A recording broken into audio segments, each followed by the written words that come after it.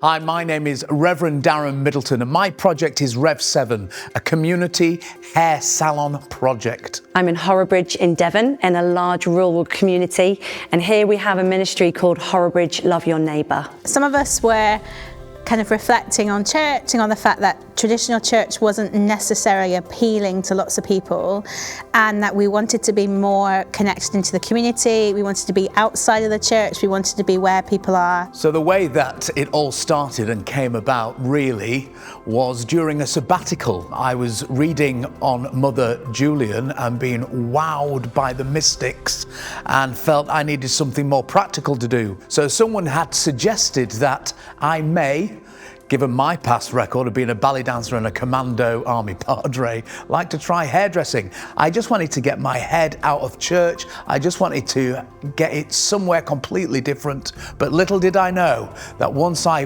picked up those scissors, that there was some real missional opportunity in the hairdressing sector. The first year I was known as the community outreach worker. And the second year, I had a new superintendent minister who said, I see you as a pioneer. And so I took that pioneering pathway, and here we are. We started thinking about how we could gather groups of people as missional communities who would then be really intentional about loving their neighbours. And then we kind of went on from that to say, actually, it's not just enough to live out our faith in those places, but what would it actually look like if we were to grow worshipping communities that were focused on those people, on those places, that were relevant to the people. And all of that kind of came together, all of that kind of thinking and processing and praying, and the Neighbourhood Project was born. When we find our true self, we find God. And when we find God, we find our true self. I think the motivation for my vision is for people to find their true self, to see themselves as God sees them, that they are loved, they are loving, and they are lovable always. That's my heart. It's just getting alongside people and getting people to walk this wonderful journey where they can see themselves for how God sees them. The aim is to walk with people in this place, in this salon, and to explore some of that spirituality. You know, people are so spiritual. They're so thirsty for spirituality. Our whole focus is about creating new Christian communities. And that's not to say that missional work isn't great, because it is, and we can make a massive difference. But our heart is really to grow new worshipping communities in each neighbourhood. When beginning a new neighbourhood project, it follows a similar pattern. First, we talk to people. So we talk to individuals and we talk to groups. Then we gather. We gather those people who are interested in taking this further together. Then we start listening to God together and figuring out what it might mean to join in with what God is doing in each neighbourhood. And we practically love our neighbours. From there, we look at ways we can help people connect with faith.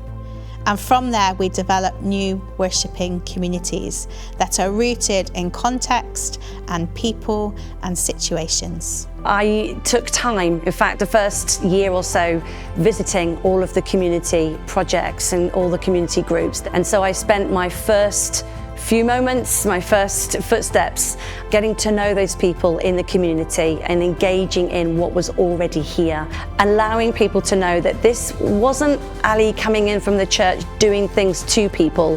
This was Ali coming in from the church wanting to do things with the community and with those people. Whilst traditional church is amazing, and it really is, it's not for everybody. And we recognise we need the and spaces. Not the or spaces or the instead of spaces.